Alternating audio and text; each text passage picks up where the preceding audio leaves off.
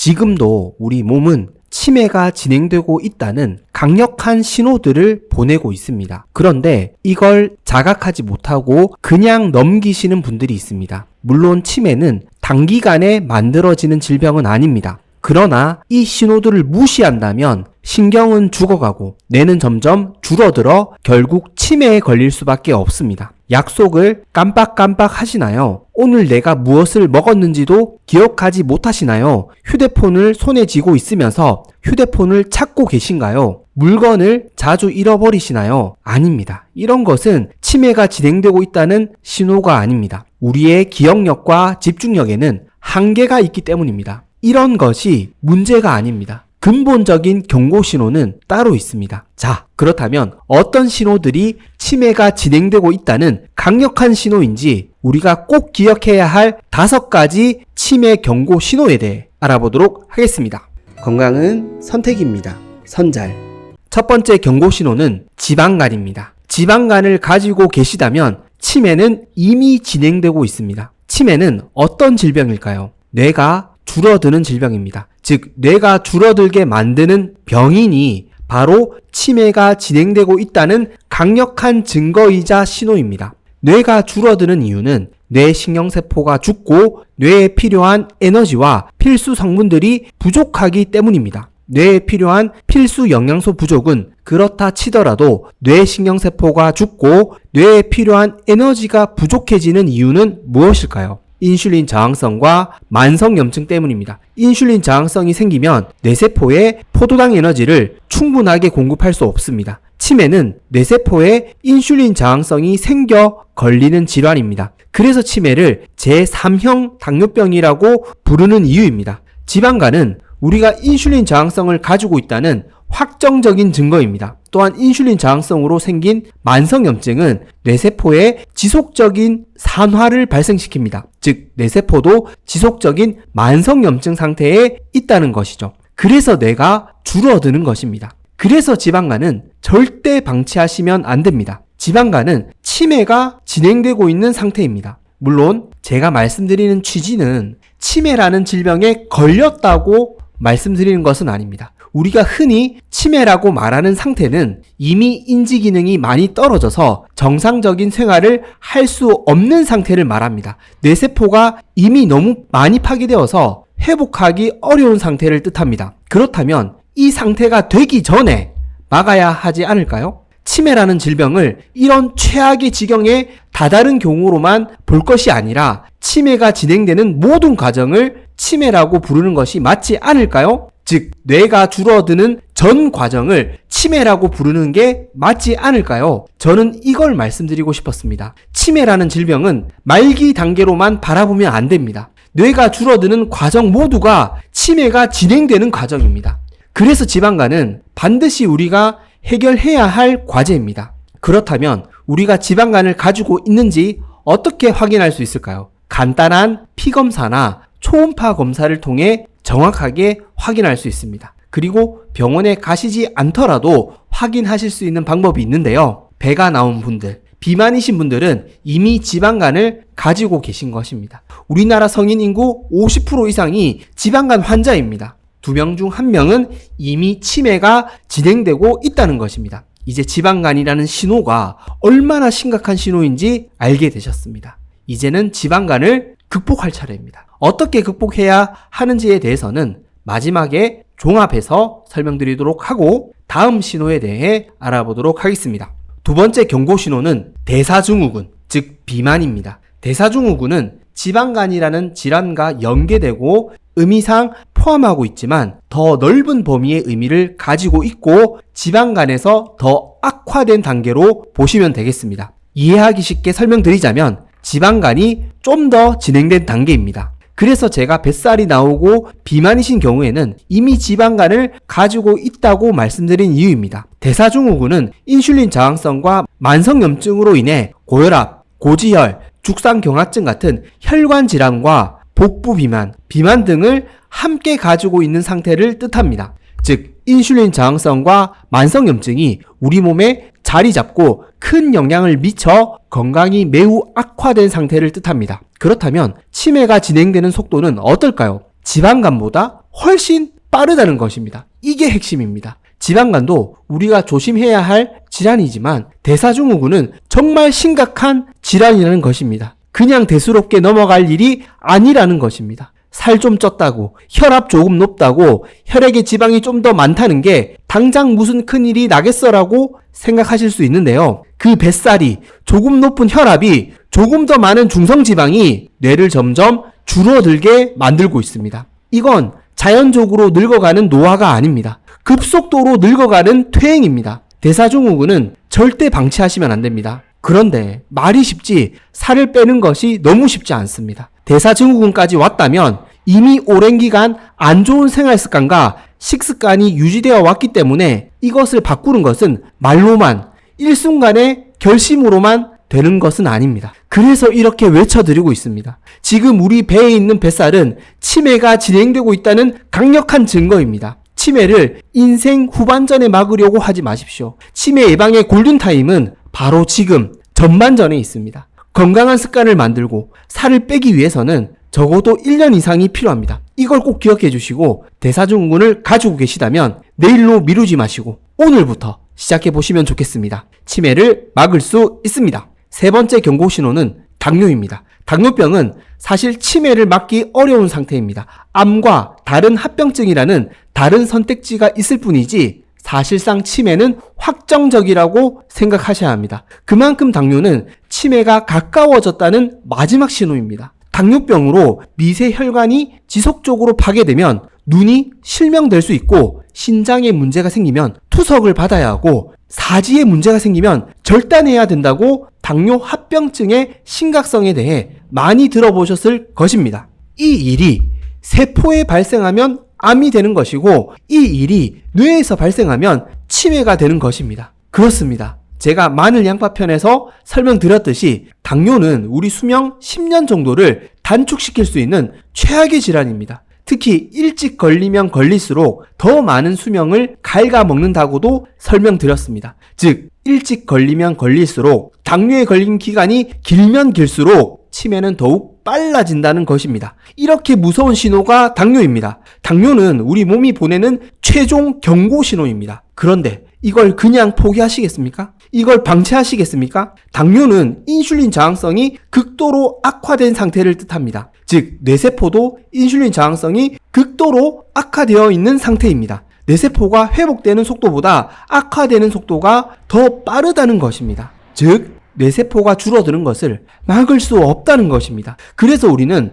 당뇨만큼은 반드시 막아야 합니다. 우리의 최종 방어선입니다. 물론 이미 당뇨에 걸리셨다고 해서 낙담하실 필요는 없습니다. 당뇨는 불치병이 아닙니다. 당뇨를 극복하면 됩니다. 극복에 대한 조언은 마지막에 종합해서 설명드리도록 하겠습니다. 네 번째 경고 신호는 탄수화물 중독입니다. 탄수화물 중독을 단순히 다른 사람보다 빵과 면, 간식을 많이 먹는 정도로 생각하시면 안 됩니다. 탄수화물 없이는 식사를 할 수 없는 상태, 간식을 먹지 않으면 잠을 잘 수 없는 상태, 야식을 먹지 않으면 참기 힘든 상태를 뜻합니다. 즉 탄수화물에 대한 집착을 넘어서서 탄수화물에 의지하는 삶을 사는 것이 바로 탄수화물 중독입니다. 지방간, 대사증후군, 당뇨는 왜 생기는 것일까요? 고기 많이 먹어서, 생선 많이 먹어서 생기는 질병이 아닙니다. 탄수화물을 많이 먹어서 생기는 질병입니다. 즉 탄수화물 중독이 지방간, 대사증후군, 당뇨를 부릅니다. 아니 당뇨병 이름을 보면 알 수 있지 않습니까?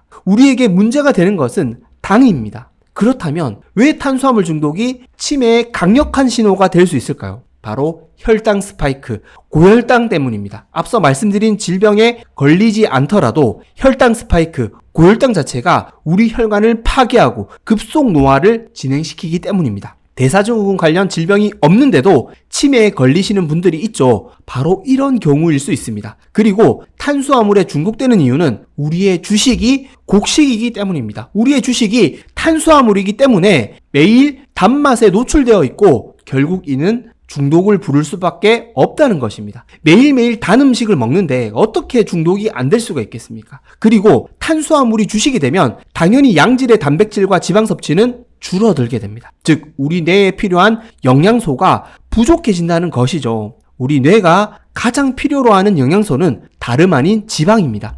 그래서 치매가 진행된다는 것입니다. 이제 탄수화물에서 벗어나야 할 때가 왔습니다. 그래야 치매 진행을 막을 수 있습니다. 5번째 경고신호는 초가공식품 중독입니다. 다른 말로는 편리함 중독입니다. 우리가 가공식품 자체를 사용하지 않는다는 것은 사실 불가능한 이야기입니다. 그러나 직접 재료를 사서 요리해서 먹는 것이 아니라 이미 완제품이 되어 나오는 음식들, 즉 초가공식품을 위주로 하는 식단을 구성하고 있다면 이것은 중독입니다. 가공식품이 우리 건강에 안 좋다는 것은 상식이죠. 그런데 이제 이런 경계선조차 무너지는 것 같습니다. 바로 편리함 때문입니다. 우리 인간이 가장 중요하게 생각하는 욕구 중에 하나가 바로 자유입니다. 특히 시간에 대한 자유가 있죠. 즉 가공식품의 가장 큰 이점은 우리의 자유시간을 늘려준다는 것입니다. 그래서 이 편리함을 가격이라는 측면의 이점과 합쳐 이용하는 것이죠. 그래서 직접 만들기보다 바로 먹을 수 있거나 간단히 데워서 먹을 수 있는 식단이 점점 늘어나고 있습니다. 그렇다면 이러한 초가공식품 중독이 왜 치매가 진행되는 강력한 신호가 되는 것일까요? 초가공식품은 정제 탄수화물을 많이 사용할 수밖에 없기 때문입니다. 즉 탄수화물 중독과 밀접한 연관성을 가지고 있습니다.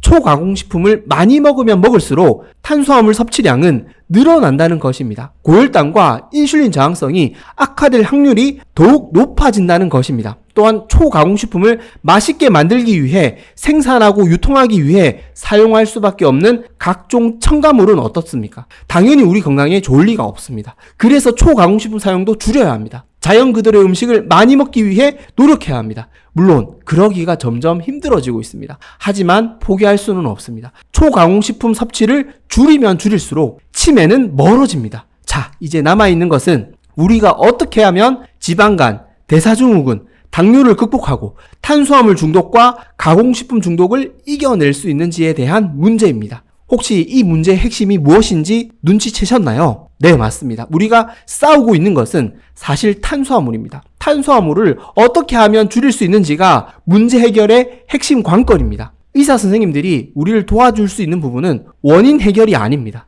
증상을 완화해 주거나 더디게 해주는 것입니다. 병원 진료와 처방으로 지방간, 대사증후군, 당뇨를 완치하신 분이 있으신가요? 없습니다. 이건 의사 선생님들의 영역이 아니라 우리가 노력해야 할 부분입니다. 물론 식단에 대한 조언은 우리가 듣습니다. 그러나 실제로 먹는 것, 우리의 식단은 본인이 책임져야 할 부분입니다. 즉 나의 책임입니다. 지방간, 대사증후군, 당뇨는 먹는 것이 문제가 되는 질병입니다. 우리의 식단이 문제입니다. 좋은 약이, 좋은 진료가 대책이 될 수 없다는 것을 알고 계실 겁니다. 그렇다면 이걸 우리가 인지하고 인정한다면 우리는 어떻게 해야 할까요? 탄수화물을 줄여야 합니다. 다른 방법은 없습니다. 탄수화물 대신 양질의 단백질과 지방을 많이 먹으면 됩니다. 바로 고기, 생선, 계란이 주식이 되는 식단입니다. 이것이 우리 현대인들에게 가장 필요한 식단입니다. 치매 진행을 막고 치매를 예방할 수 있는 최고의 식단입니다. 고기, 생선, 계란을 많이 먹으면